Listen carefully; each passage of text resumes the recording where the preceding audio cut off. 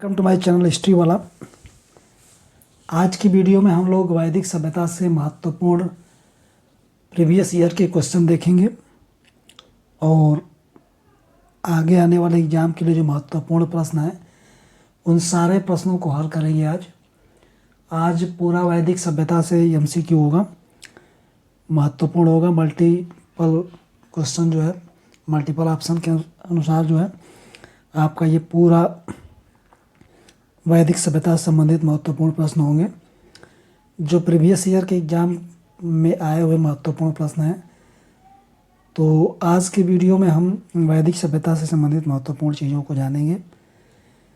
चलिए बिना देर की आज का प्रश्न शुरू करते हैं। आज का पहला प्रश्न आप है, ऋजुवेद में दो कृषि योग्य भूमि के बीच में भूमि पट्टी, जब दो कृषि योग्य भूमि होती थी उसके बीच की भूमि पट्टी को कहा जाता था। तो ऑप्शन आपके हैं गोष्ठ, क्षेत्र, खल या खिल्ड। ये देखिए यूपी पीजीटी 2021 के पेपर में आया हुआ प्रश्न है, काफ़ी इम्पोर्टेंट है। तो ऐसे ही प्रश्नों को मैंने पूरे प्रश्नों को जो वैदिक सभ्यता के प्रश्न हर टीचर एग्जाम में आए हुए हैं उनको ही मैंने इसमें शामिल किया है, जो काफ़ी महत्वपूर्ण होगा आपके लिए। तो इसका उत्तर क्या होगा बताना है आपको। तो दो कृषि योग्य भूमि के बीच की भूमि को खिल्य कहा जाता था। खिल्य कहा जाता था, खिल्य कहा जाता था, चूँकि आर्यों की संस्कृति जो थी ग्रामीण थी।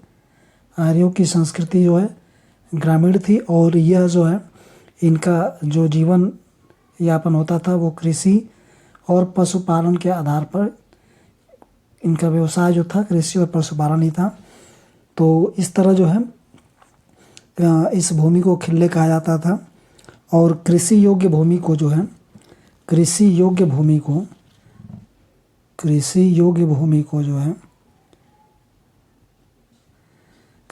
भूमि को उर्वरा कहा जाता था।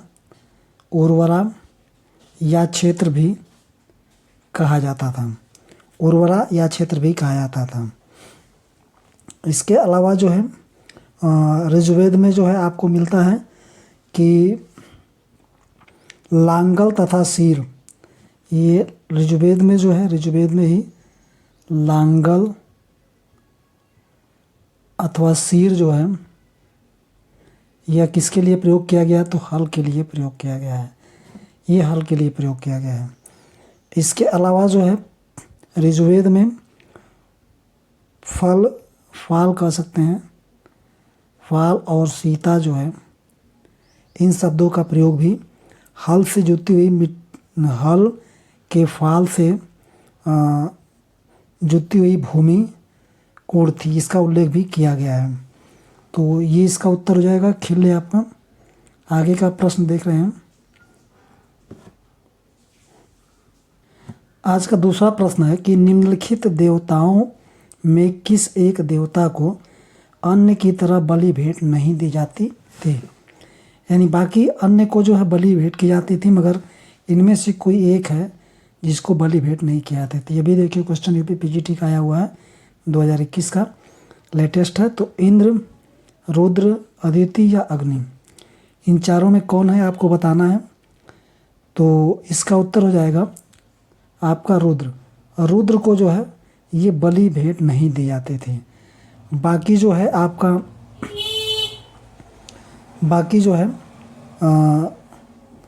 ये रुद्र जो इनको जो है बलि भेंट नहीं की जाती थी। और आगे का इसमें क्वेश्चन देखेंगे। तीसरा प्रश्न आज का है, श्रीमद् भगवत गीता महाभारत के किस पर्व का अंश है। मोस्ट इम्पॉर्टेंट है, ये इम्पॉर्टेंट लगा लीजिएगा, ये क्वेश्चन बहुत ही इम्पॉर्टेंट है। और आप देख रहे हैं कि यूपी पीजीटी 2021 में ये पूछा हुआ प्रश्न है। द्रोण पर्व, भीष्म पर्व, अनुशासन पर्व या शांति पर्व है। तो श्रीमद् भगवत गीता जो है महाभारत के भीष्म पर्व से संबंधित है। भीष्म पर्व से संबंधित है। आपको पता होगा कि महाभारत का जो संकलन कर सकते या रचना उसकी की थी तो वेद व्यास ने की थी। वेद व्यास ने इसका संकलन किया था और यह 400 ईस्वी के आसपास में यह जो है अंतिम रूप से ये प्रकाशित हुआ। शुरुआत में इसमें श्लोकों की संख्या कम थी, तभी इसे संहिता कहा जाता था। मगर बाद में यह इसमें 1 लाख श्लोक हो गए और तब यह सप्तशास्त्री संस्था या महाभारत कहा जाने लगा था। और यह कहा जाता है कि यह विश्व का सबसे बड़ा महाकाव्य भी है, विश्व का सबसे बड़ा महाकाव्य इसको माना जाता है। और इसके अलावा इसमें कुल 18 पर्व हैं, 18 पर्व हैं। और साथ ही साथ ये जो भीष्म पर्व है यह आपका 6वां भाग है, 6वां पर्व है, 6वां पर्व है। तो इससे संबंधित चीज़ें महत्वपूर्ण थी। आगे प्रश्न देखेंगे। देखिए ये प्रश्न वेरी इम्पोर्टेंट है। आप देख रहे हैं कि पीजीटी 21 में, पीसीएस 1 में, टीजीटी 2009, पीजीटी 2016 और नेट 2017 के क्वेश्चन में पेपर में पूछा हुआ है। ऋग्वेद में धनाढ्य व्यक्ति के लिए निम्नलिखित में से किस शब्द का प्रयोग किया गया था? गोप, गोपति, गविष्ठ या गोमत? तो ये मोस्ट इम्पॉर्टेंट प्रश्न है, आप इसको मोस्ट इम्पॉर्टेंट लगा लीजिएगा। मोस्ट इम्पॉर्टेंट आपको बताना है कि किस शब्द का प्रयोग किया गया था धनाढ्य व्यक्ति के लिए। तो इसमें जो है ऋग्वेद में धनाढ्य व्यक्ति के लिए गोमत शब्द का प्रयोग किया गया था, गोमत शब्द का प्रयोग इसमें किया गया था। आगे का प्रश्न देखेंगे। ऋग्वेद में सूर्य देवता को किसका पुत्र माना गया है? सारे प्रश्न इंपॉर्टेंट है, आप देख सकते हैं कि किसी न किसी प्रीवियस ईयर की परीक्षा में पूछा हुआ है। उषा, रुद्र, उर्वशी या दयुष? तो यह किसको कहा गया ये बताना है आपको। तो इसका उत्तर हो जाएगा दयुष। सूर्य देवता को दयुष का पुत्र माना गया है। और ये देवी अदिति और दयुष के पुत्र सूर्य देवता को माना गया है ऋग्वेद में। ये ऋग्वेद में ऐसा वर्णन मिलता है। उषा को जो है भोर की देवी कहा जाता था, भोर की देवी कहा जाता था। और प्रातःकाल की देवी भी कहा जाता था इनको। और इसके अलावा जो है जब सूर्य चमकने लगता था तब उसे सविता भी कहा जाता था। और इसके अलावा जो है आप उर्वशी जो थी ये अप्सरा थी, आप सभी जान रहे हैं इसको, उर्वशी अप्सरा थी। और इसके अलावा रुद्र जो थे ये शिव का प्रारंभिक रूप माना जाता है, भगवान शिव का प्रारंभिक रूप माना जाता है रुद्र को। तो इसका उत्तर दयुष हो जाएगा।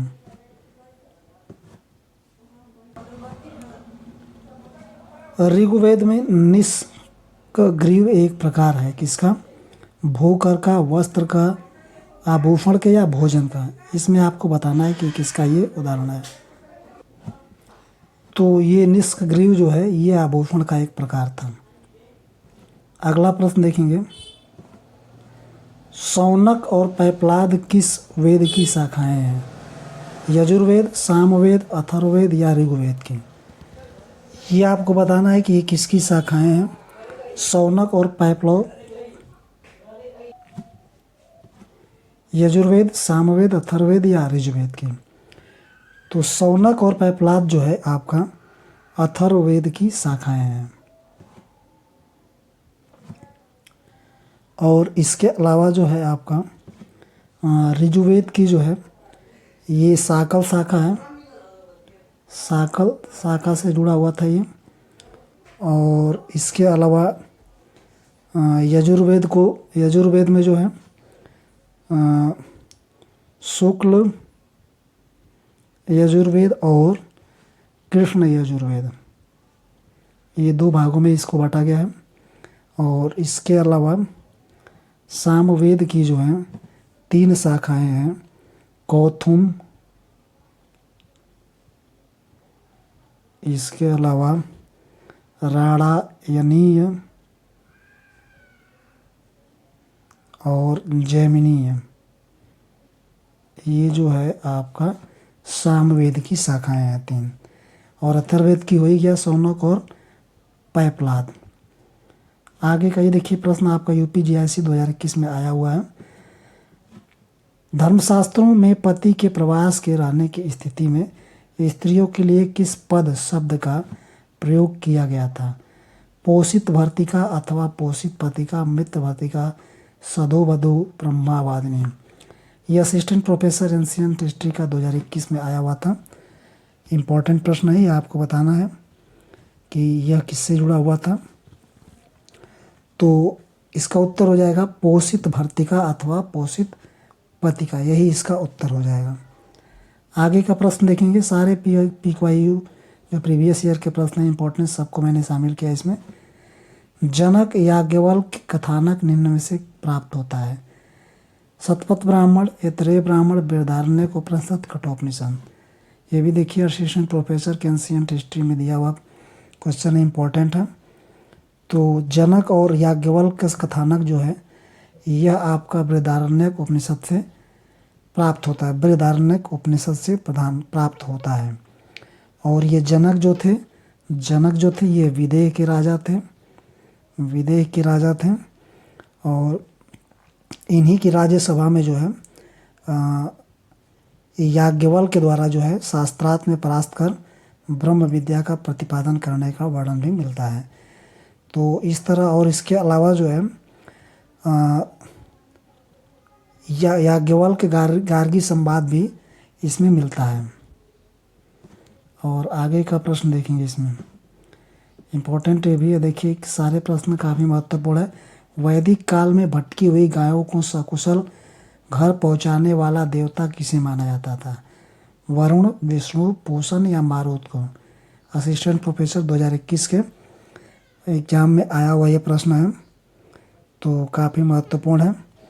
तो भटकी हुई गायों को सकुशल जो घर पहुंचाते थे उनको पूषण देवता कहा जाता था। ये पूषण देवता थे। और ये जो है पशुओं के देवता थे। ऋग्वैदिक काल में जो है पशुओं के देवता थे। मगर जो है पशुओं के देवता ऋग्वैदिक काल में, मगर उत्तर वैदिक काल में यह जो है शूद्रों के देवता हो गए, शूद्रों के देवता हो गए। और इनका रथ जो है, पूषण का रथ जो है ये कौन खींचते थे? तो बकरे। इनका रथ जो है बकरे खींचते थे। और ये विवाह के भी प्रमुख देवता थे। और ऋग्वेद का विवाह सूक्त जो है पूषण को ही, विवाह सूक्त, ऋग्वेद में जो विवाह सूक्त है यह पूषण को ही समर्पित है। तो आगे का प्रश्न देखेंगे, नेक्स्ट प्रश्न देखेंगे। देखिए ये इम्पॉर्टेंट है, मोस्ट इम्पॉर्टेंट प्रश्न है। आप देख सकते हैं कि 5-6 परीक्षाओं में, जो 5 परीक्षाओं में ये लगातार पूछा हुआ है। निम्नलिखित में से कौन से वैदिक देवता का उल्लेख बोगज कई अभिलेख में मिलता है? ये बोगज कई अभिलेख में मिलता है किस देवता का? इंद्र, मित्र, नासत्य, वरुण। अग्निमित्र, इंद्र, नासत्य, मित्र, नासत्य, वरुण, यम। नासत्य, वरुण, यम, अग्नि। ये वेरी इंपॉर्टेंट आपका क्वेश्चन हो जाएगा, क्योंकि असिस्टेंट प्रोफेसर UGC नेट में भी पूछा हुआ है। 5 परीक्षाओं में ये पूछा हुआ क्वेश्चन है और इम्पॉर्टेंट भी है। तो बोगज कई अभिलेख में जिस देवता का उल्लेख मिलता है वो कौन थे? तो इंद्र थे, मित्र थे, नासत्य थे और वरुण। इसका उत्तर ए हो जाएगा। इन्हीं चारों लोगों का वर्णन वहाँ पे मिलता है। और यह बोगज गई है कहाँ या किसकी राजधानी थी? तो यह मितानी राज्य की राजधानी थी। मितानी राज्य की राजधानी ये बोगज गई थी। जो प्राचीन मितानी राज्य था उसकी राजधानी थी। और जो बोगज गई अभिलेख मिला है इसमें हित्ती नरेश। कौन नरेश? हित्ती नरेश। हित्ती नरेश और मितानी नरेश के बीच में संधि हुई थी, संधि का उल्लेख मिलता है इसमें। और इस संधि के लिए जो है इंद्र, वरुण, नासत्य और मित्र देवताओं को साक्षी माना गया था। यानी उस संधि में ये लोग रहे थे। और यह अभिलेख करीब 1400 ईस्वी के आसपास का है, ईसा पूर्व के आसपास का है।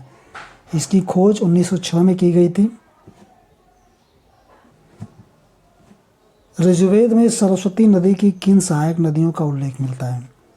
इम्पोर्टेंट प्रश्न ये भी है। द्विशद्वती, आयापा, सिंधु, चेनाब, रावी, झेलम, सिंधु एवं रावी। तो ऋग्वेद में जो है सरस्वती नदी की द्विशद्वती और आयपा सहायक नदियाँ थी। द्विशद्वती और आयपा ये सहायक नदियाँ थीं। और अब जान लेंगे कि ऋग्वेद में कुल कितनी नदियों का उल्लेख मिलता है। तो ऋग्वेद के नदी सूक्त में कुल 19 नदियाँ हैं। कुल 19 नदियाँ हैं। और जबकि पूरे संपूर्ण ऋग्वेद में 25 नदियों का वर्णन मिलता है। और वैदिक संहिता के अंतर्गत जितनी भी थी तो उसमें 31 नदी का, वैदिक संहिताओं में पूरे 31 नदियों का उल्लेख मिलता है। इसके अलावा ऋग्वेद के नदी सूक्त में जो है, नदी सूक्त में ब्यास नदी का उल्लेख नहीं है। इम्पोर्टेंट है, ब्यास नदी का उल्लेख नहीं है। इसका उल्लेख नहीं है ऋग्वेद के नदी सूक्त में। और ऋग्वेद में ही परुषणी नदी को इरावती नदी भी कहा गया है। और सरस्वती जो है और द्विशद्वती नदियों के मध्य का प्रदेश जो है, सरस्वती और द्विशद्वती नदियों के मध्य जो प्रदेश था वह क्या कहलाता था? तो ब्रह्मवर्त कहलाता था। ब्रह्मवर्त कहलाता था।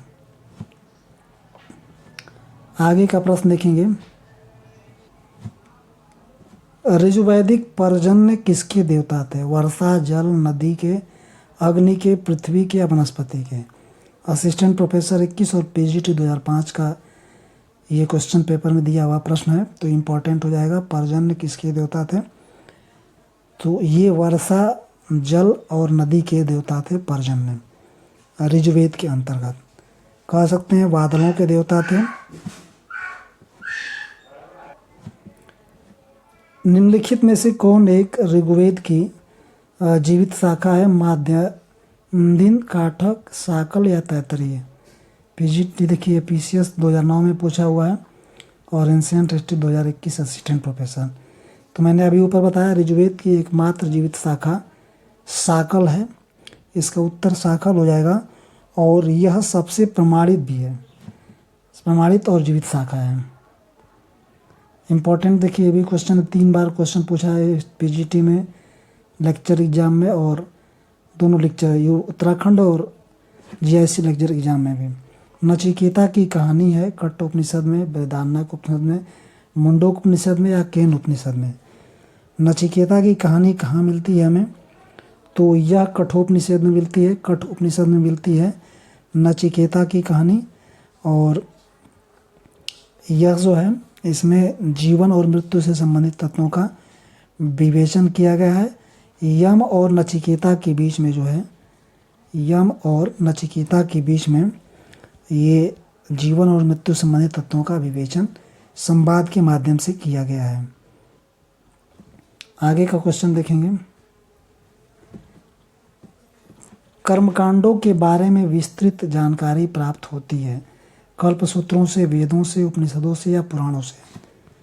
तो इम्पोर्टेंट हो जाएगा ये किससे प्राप्त होती है आपको बताना है। तो इसका उत्तर हो जाएगा कल्पसूत्रों से जो है ये प्राप्त होती हैं। और कल्पसूत्र होते कितने हैं ये भी जान लेंगे। तो कल्पसूत्र में जो वेदांगों की संख्या थी, कल्पसूत्र में वेदांग ये 6 होते हैं। और ये 6 कौन कौन से हैं? शिल्प है, कल्प है, व्याकरण है, निरुक्त है, छंद है और ज्योतिष है। तो कल्पसूत्रों में जो है वेदांगों की संख्या 6 है, मैंने आपको बता दिया। और इसके अलावा जो है आगे का क्वेश्चन देखेंगे।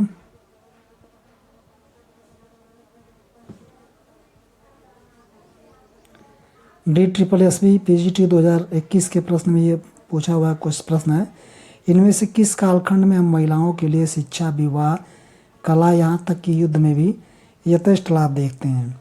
मुगल काल में, प्रारंभिक वैदिक काल में, उत्तर वैदिक काल में या औपनिवेशिक काल में? तो ये कब देखते हैं हम? तो ये आपका जो है प्रारंभिक वैदिक काल में ये चीज़ें देखने को आपको मिलती हैं, प्रारंभिक वैदिक काल में। वेदों की भाषा क्या है? प्राकृत, पाली, संस्कृत या हिंदी? DSSB PGT 21 के एग्जाम में पूछा हुआ प्रश्न है ये। तो वेदों की भाषा जो है आपकी संस्कृत है। और आगे का प्रश्न भी देखेंगे। वर्ण संस्कार, वर्णों का मिश्रण के अनुसार कितनी जातियां हैं? 75, 35, 62 या 57? DSSB PGT के एग्जाम में पूछा हुआ प्रश्न है।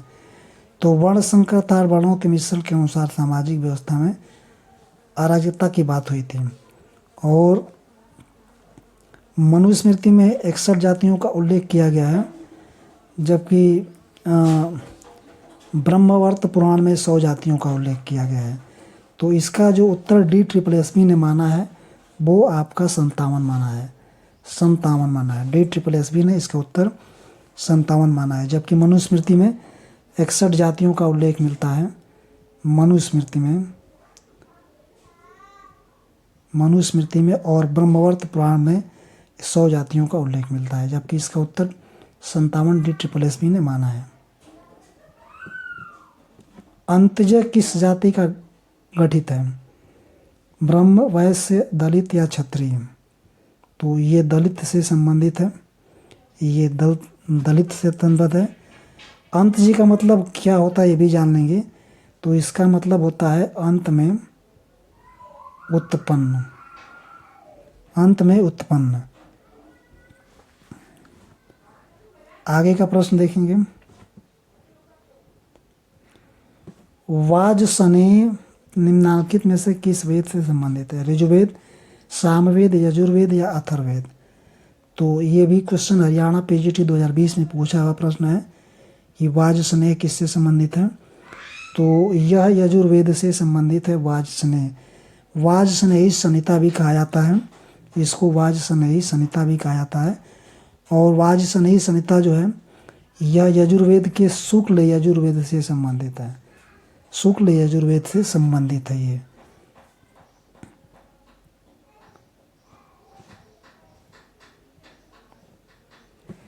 इम्पोर्टेंट प्रश्न है हरियाणा PGT और TGT 2013 में पूछा है। चारों आश्रमों का उल्लेख सर्वप्रथम किस ग्रंथ में हुआ है? कठोपनिषद, केनोपनिषद, जाबालोपनिषद या कौशिकी उपनिषद? तो ये जाबाल उपनिषद में सर्वप्रथम इसका उल्लेख मिलता है। इसके अलावा सर्वप्रथम 3 आश्रमों का उल्लेख सर्वप्रथम छांदोग्य उपनिषद में मिलता था। छांदोग्य उपनिषद में ये इसका विवरण मिलता था 3 आश्रमों का, और 4 आश्रमों का जाबाल उपनिषद में। ऋजुवेद में निम्नलिखित में से रचनाकारों में से कौन सा सामाजिक गतिशीलता का एक उदाहरण है? गौतम, अत्रि, भारद्वाज या एलुस? तो ऋजुवेद में जो रचनाकार थे उनमें सामाजिक गतिशीलता का एलुस उदाहरण है, एलुस। और यह एक अद्भुत नाम भी है। जो जाति व्यवस्था के हिसाब से शूद्र भी थे, ये शूद्र थे, लेकिन इन्होंने जो है महान रचनाएं की, वैदिक रचनाएं लिखने वाले ऋषि थे। और इन्होंने सूक्त भी लिखा था जिसका नाम था अच्छ सूक्त। अच्छ का मतलब जुआ खेलने वाले पासे से होता है, तो ये एलुस हो जाएंगे। आगे का प्रश्न मिलान का है, देखेंगे। सूची 1 को सूची 2 से मिलाना है। मुग्ध, ब्रीहि, इच्छु, यव। तो इसमें आपका गन्ना, मूंग, चावल, जौ क्या था वही जानेंगे। तो मुग्ध को जो है मूंग कहा जाता था, मुग्ध को मूंग कहा जाता था। ब्रीहि जो था आपका ये चावल था, और इस्रु जो था आपका, इच्छु कह सकते हैं, ये गन्ना था, और यव का मतलब जौ। तो इसका उत्तर हो जाएगा आपका 1 का 2, 2 का 3, सी का फर्स्ट। तो इसका उत्तर 1 का 2। ये आपका असिस्टेंट प्रोफेसर में आया हुआ प्रश्न है, डी उत्तर सही हो जाएगा इसका। उद्दालक आरुणि यानी पिता थे ये, और श्वेत केतु पुत्र के मध्य आत्मा से संबंधित संवाद किस उपनिषद में है? छांदोग्य उपनिषद, बृहदारण्यक उपनिषद, तैत्तिरीय या मुंडक उपनिषद? असिस्टेंट प्रोफेसर 2020 और पीसीएस में प्री वाले में पूछा हुआ प्रश्न ये। तो इसका उत्तर क्या हो जाएगा ये देखेंगे। तो इसका उत्तर हो जाएगा आपका यह जो है उद्दालक आरुणि और श्वेत केतु का जो मध्य में जो आत्मा से संबंधित संवाद हुआ था, यह छांदोग्य उपनिषद में मिलता है, छांदोग्य उपनिषद में मिलता है। और आगे का प्रश्न देखेंगे और एक चीज़ और जान लेंगे कि इसी उपनिषद में जो है मृत्युलोक, इसके बाद पितृलोक और स्वर्गलोक की जानकारी प्राप्त होती है। स्वर्गलोक की जानकारी यहीं से मिलती है, इसी उपनिषद से। इम्पोर्टेंट है, असिस्टेंट प्रोफेसर ने पूछा हुआ प्रश्न है 2020 के आरपीएससी में। राजस्थान के 16 संस्कारों की उत्पत्ति को खोजा जा सकता है गृह सूत्र में, स्रोत सूत्र में, धर्म सूत्रों में या अथर्ववेद में। तो यह 16 संस्कार कहाँ मिलते हैं हमें? तो यह गृह सूत्र में मिलते हैं 16 संस्कार। ऋग्वेद में संस्कारों का उल्लेख नहीं है, मगर आगे का चीज़ देखेंगे इसमें कि 16 संस्कार जो है सर्वप्रथम गृह सूत्रों में मिलता है। और आपका अथर्ववेद में जो है क्या मिलता है ये भी जान लेंगे। तो विवाह से संबंधित चीज़ें मिलती हैं और अंत्येष्टि से संबंधित गर्भाधान संस्कार से पहले का वर्णन मिलता है इसमें। और इसके अलावा जो है आपका गोपत और शतपथ ब्राह्मण में उपनयन संस्कार के बारे में वर्णन मिलता है। और एक महत्वपूर्ण चीज़ की तैत्तिरीय उपनिषद में जो है शिक्षा समाप्ति पर आचार्य की दीक्षांत शिक्षा का वर्णन भी मिलता है। तो इसका उत्तर हो जाएगा गृह सूत्र में। ये इम्पोर्टेंट भी क्वेश्चन देख लीजिए, नेट के एग्जाम में पूछा हुआ क्वेश्चन है कि वैदिक कर्मकांड एवं अनुष्ठानों पर ब्राह्मण ग्रंथ विशद प्रकाश डालते हैं। निम्नलिखित में से कौन सा ब्राह्मण ग्रंथ एवं वैदिक संहिता युग्म सहित सुमेलित नहीं है, सही सुमेलित नहीं है? तो ऐतरेय ब्राह्मण, ऋग्वेद संहिता, तांडव ब्राह्मण, सामवेद संहिता, कौशिकी, यजुर्वेद, गोपत या अथर्ववेद? कौन इसमें सुमेलित नहीं है? तो इसमें आपका जो है ऐतरेय ब्राह्मण जो है आपका ये ऋग्वेद से ही है। और इसके अलावा ऋग्वेद का एक और ब्राह्मण है कौशिकी।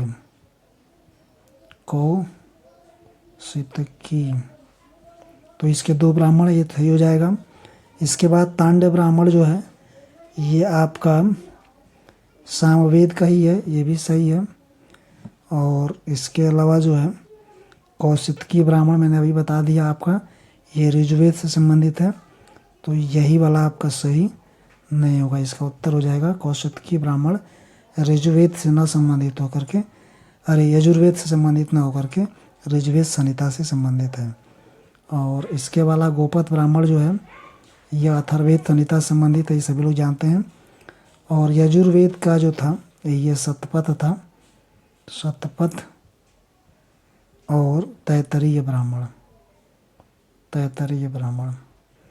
तो इसका उत्तर हो जाएगा आपका कौशिकी ब्राह्मण जो है ये सही सुमेलित नहीं है। ऋग्वेद का 7वां मंडल किस वंश परिवार से संबंधित है? अत्रि, भारद्वाज, वशिष्ठ या विश्वामित्र?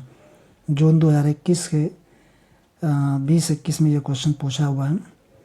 तो ये बताना है कि 7वां मंडल जो है किस वंश परिवार से संबंधित है। तो ये वशिष्ठ के वंश से संबंधित था ऋग्वेद का 7वां मंडल।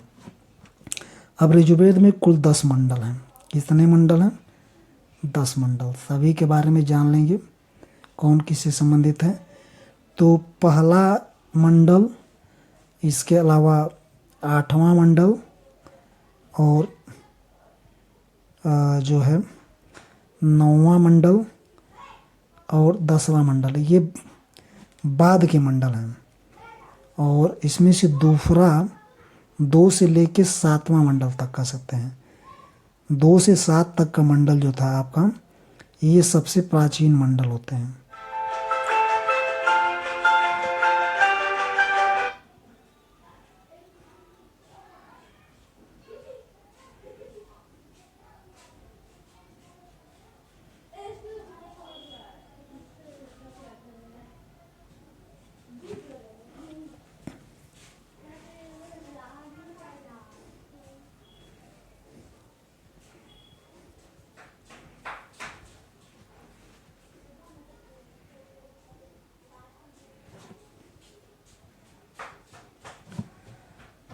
पांचवें मंडल में आपका देखेंगे, पांचवें मंडल में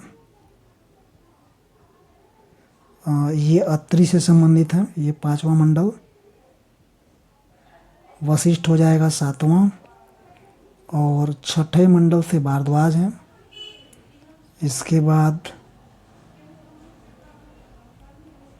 ये 3रा मंडल विश्वामित्र से संबंधित है। तो ये सारी चीज़ें आपका इसमें है। चलिए आगे का प्रश्न देख लेते हैं। झेलम नदी का मूल नाम क्या था? विपाशा, सरस्वती, वितस्ता या अश्विनी? तो झेलम नदी का नाम जो था यह वितस्ता था। झेलम नदी का प्राचीन नाम वितस्ता था।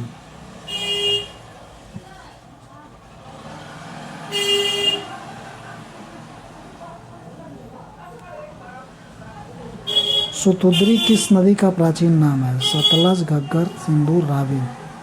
उत्तराखंड पीएससी लेक्चर एग्जाम के में दिया हुआ ये शतुद्री जो है ये सतलज नदी का प्राचीन नाम है।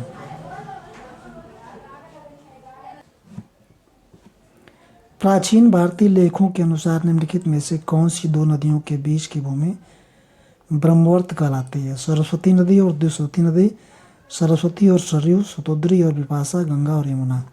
टीजीटी 2016 मैंने ऊपर बताया अभी इसको। तो ये सरस्वती और द्विशती नदी के बीच की भूमि जो है ब्रह्मवर्त कहलाती है। और आगे का प्रश्न देखेंगे इसके अंतर्गत। सरस्वती नदी को जो है क्या कहा जाता था? नदीतमा भी कहा जाता था। और गंगा और यमुना नदी के बीच का जो क्षेत्र था वो नदी के क्षेत्र को ब्रह्मर्षि देश भी कहा जाता था। ब्रह्मर्षि देश भी कहा जाता था। आगे का क्वेश्चन देखेंगे। देखिए मोस्ट इम्पॉर्टेंट प्रश्न है ये, मोस्ट इम्पॉर्टेंट, इसको मोस्ट इम्पॉर्टेंट में लगा लीजिएगा। 10 राजाओं की लड़ाई नदी के तट पर हुई थी। Shutudri, Vitasta, Sindhu, Parushni? PGT 2019, NEET/SSB, TGT 2004, PCS के एग्जाम में, नेट के एग्जाम में, सब में पूछा हुआ है। तो 10 राजाओं का युद्ध जो है परुष्णी नदी के किनारे हुआ था। और इसका उल्लेख कहाँ हुआ था? तो इसका उल्लेख जो है ऋग्वेद के 7वें मंडल में है। 7वें मंडल में इसका उल्लेख मिलता है। एक तरफ विश्वामित्र थे, और एक तरफ वशिष्ठ थे। एक तरफ विश्वामित्र, एक तरफ विष्णु को मिलान करना है। तो झेलम देखेंगे। झेलम को पहले प्राचीन काल में वितस्ता कहा जाता था। सतलुज को मैंने अभी ऊपर आपको बताया, शतुद्री भी कहा जाता था। काबुल को जो है कुंभा भी कहा जाता था, कुबा या कुंभा। और ब्यास को जो है विपाशा कहा जाता था। तो आगे का प्रश्न देखेंगे, इम्पोर्टेंट है। देखिए पीसीएस वाले और असिस्टेंट प्रोफेसर ने पूछा हुआ प्रश्न है। किस वैदिक पाठ के लिए वेदांत शब्द का प्रयोग होता है? अरण्यक, उपनिषद, ब्राह्मण या स्मृति? DSSB पीजीटी में पूछा हुआ है। वेदांत शब्द उपनिषद के लिए होता है प्रयोग इसका। वेदों के अंत में इसकी रचना हुई थी, तो इसलिए इसका वेदांत प्रयोग किया गया इसका शब्द इसके लिए। वैदिक काल में जोती हुई भूमि के लिए किस शब्द का प्रयोग होता था? उर्वरा, यावा, धान्य या उपरोक्त में से कोई नहीं। DSSP एग्जाम में पूछा हुआ प्रश्न है ये। तो जोती हुई भूमि के लिए उर्वरा शब्द का प्रयोग होता था। जोती हुई भूमि के लिए उर्वरा या क्षेत्र शब्द का प्रयोग होता था। आगे का क्वेश्चन है, ऋग्वेद का जन्म उत्तर पश्चिम भारत में नहीं बल्कि ईरान में हुआ। इस सिद्धांत के प्रतिपादक कौन थे? तो ऑप्शन है मैक्स मुलर, जैकोबी, जे हर्टल या होसिंग। तो मैक्स मुलर महोदय थे। इन्होंने कहा था कि इसका जन्म ईरान यानी मध्य एशिया से में हुआ है। अगला क्वेश्चन है आपका, अरिस्टोटल संहिता का मूल पाठ वस्तुतः किससे संबंधित था? शरीर रचना, शल्य चिकित्सा, भ्रूण औषधि, निर्माण विज्ञान। हिमाचल PGT 2020 के एग्जाम में ये पूछा हुआ प्रश्न है। तो सुश्रुत संहिता जो है आपका शल्य चिकित्सा से संबंधित है, और यह जो है आयुर्वेद और शल्य चिकित्सा का प्राचीन संस्कृत ग्रंथ है। इसको कह सकते हैं संस्कृत ग्रंथ है। इसमें 186 अध्याय 1120 रोगों का वर्णन है, और 700 औषधि पौधों का वर्णन है। औषधीय पौधों का वर्णन है, और खनिज स्रोतों के आधार पर जो है 64 प्रक्रियाओं प्रोसेस जंतु आधारित 57 और 8 प्रकार की शल्य चिकित्सा का प्रमाण मिलता है। 8 प्रकार की शल्य चिकित्सा का प्रमाण मिलता है इसमें।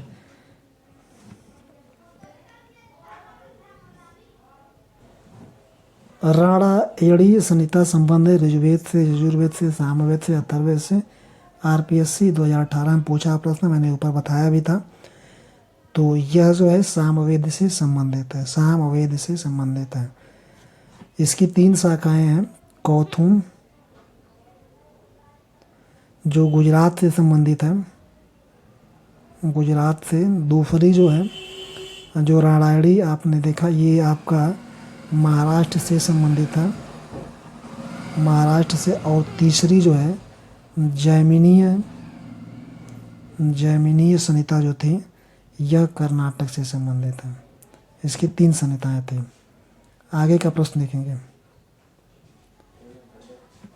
एक मेवा द्वितीयम ब्रह्म सूक्ति का उल्लेख है छांदोग्य उपनिषद, बृहदारण्यक, कठोपनिषद, केनोपनिषद में। तो यह इसका उल्लेख जो है छांदोग्य उपनिषद में मिलता है। छांदोग्य उपनिषद को सबसे प्राचीन उपनिषद भी माना जाता है, और एकमेव द्वितीय का ब्रह्म अर्थात ब्रह्म ही सब कुछ है कहकर जो है अद्वैतवाद की स्थापना की गई थी। इसके अलावा कृष्ण का उल्लेख भी, जो देवकी नंदन कृष्ण का उल्लेख भी इसमें मिलता है। प्रतिलोम विवाह से उत्पन्न संतान को कौन सा दर्जा दिया जाता है? माता के दर्जे के समान, पिता के दर्जे के समान, माता पिता के दर्जे से उच्च का दर्जा, माता पिता के दर्जे से निम्न का दर्जा। MPSC स्टेट प्रोफेशन 2017 के एग्जाम में ये पूछा हुआ प्रश्न है। तो ये माता पिता के दर्जे से निम्न दर्जा प्रतिलोम विवाह को दिया जाता है। और प्रतिलोम विवाह होता है कि उच्च जाति की महिला होती है, उच्च जाति की महिला और निम्न जाति का पुरुष होता था। इसके बीच में जो शादी होती थी वो प्रतिलोम विवाह कहलाती थी। तो इसलिए माता पिता के दर्जे से निम्न दर्जा संतान को दिया जाता था। निम्नांकित में से किस विवाह में वधू का पुरोहित के साथ विवाह कर दिया जाता था? आर्त विवाह, दैव विवाह, ब्राह्म विवाह या प्रजापत्य विवाह। तो ये दैव विवाह के अंतर्गत ऐसा किया जाता था। MPSC असिस्टेंट प्रोफेसर 2017 में पूछा गया है। प्राचीन भारतीय 16 संस्कारों में प्रथम संस्कार कौन था? पुंसवन, नामकरण, गर्भाधान या जातकर्म। MPSC असिस्टेंट प्रोफेसर ने पूछा हुआ प्रश्न है। तो ये गर्भाधान था।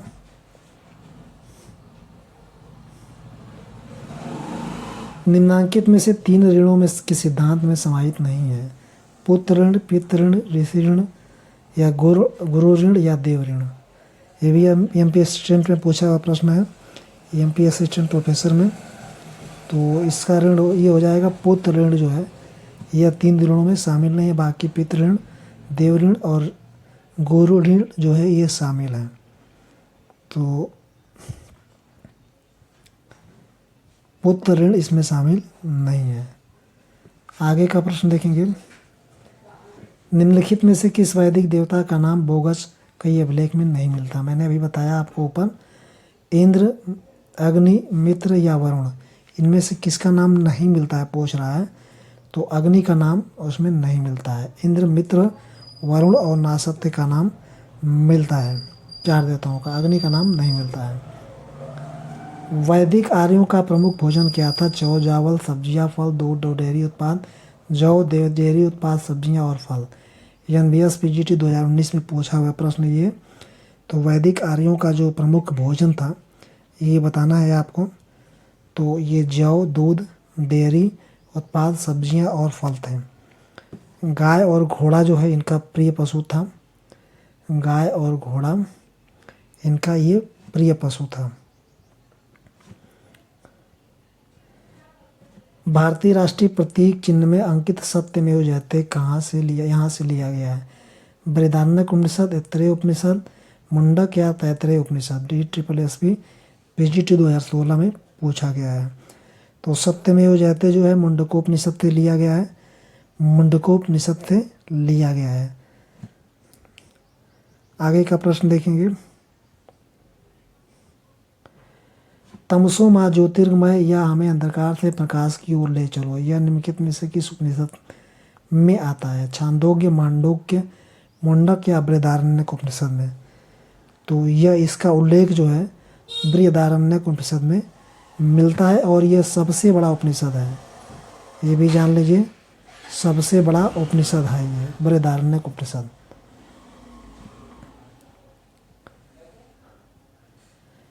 निम्नलिखित में से कौन सा वैदिक लेख पहली बार पुनर्जन्म के सिद्धांत की प्रमाणित व्याख्या देता है। छांदोग्य उपनिषद, मुंडकोपनिषद, सप्तब्राह्मण, बृहदारण्यक उपनिषद। तो टीजीटी 2016 के एग्जाम में पूछा हुआ प्रश्न है। ये छांदोग्य उपनिषद में आपका पुनर्जन्म के सिद्धांत का प्रमाणित वर्णन मिलता है, ये प्रमाणित व्याख्या देता है ये। आगे का प्रश्न देखेंगे, इसमें कौन सा युग्म सुमेलित नहीं है। ये सुमेलित देखना है कि कौन सा सुमेलित नहीं है इसमें। तो आपका संग्रहित कोषाध्यक्ष होता है, ये सही है। और भागदूग जो है राजकर वसूल करने वाला अधिकारी, ये भी सही है। पागलक मीन्स होता है दूत, ये भी सही है। और इसके अलावा जो है आपका बावता का मतलब ये चारण नहीं होता है, बल्कि यह संस्कृत शब्दकोश का एक शब्द है। तो यही आपका उत्तर हो जाएगा। ये असिस्टेंट प्रोफेसर हिस्ट्री के एग्जाम में पूछा हुआ प्रश्न है। आज का अंतिम प्रश्न देखेंगे, उपनिषदों की विषय वस्तु क्या है। वैदिक देवताओं की स्तुति, काला जादू, सत्य की खोज या वैष्णव धर्म। ये भी इंपॉर्टेंट प्रोफेसर है, असिस्टेंट प्रोफेसर ने पूछा हुआ प्रश्न है। तो वैदिक उपनिषदों की विषय वस्तु जो है यह सत्य की खोज है। आज की वीडियो में ये वैदिक सभ्यता का पार्ट 1 था। इसके बाद पार्ट 2 होगा। पूरे 50 प्रश्न टॉप 50 प्रश्न, टॉप 50 क्वेश्चन जो है इसमें शामिल किए गए। वीडियो का प्रश्न कैसे लगे कमेंट करके ज़रूर बताइएगा। आज की वीडियो के लिए इतने ही प्रश्न। वीडियो को ज़्यादा से ज़्यादा शेयर करिएगा और चैनल को सब्सक्राइब कर लीजिएगा। धन्यवाद।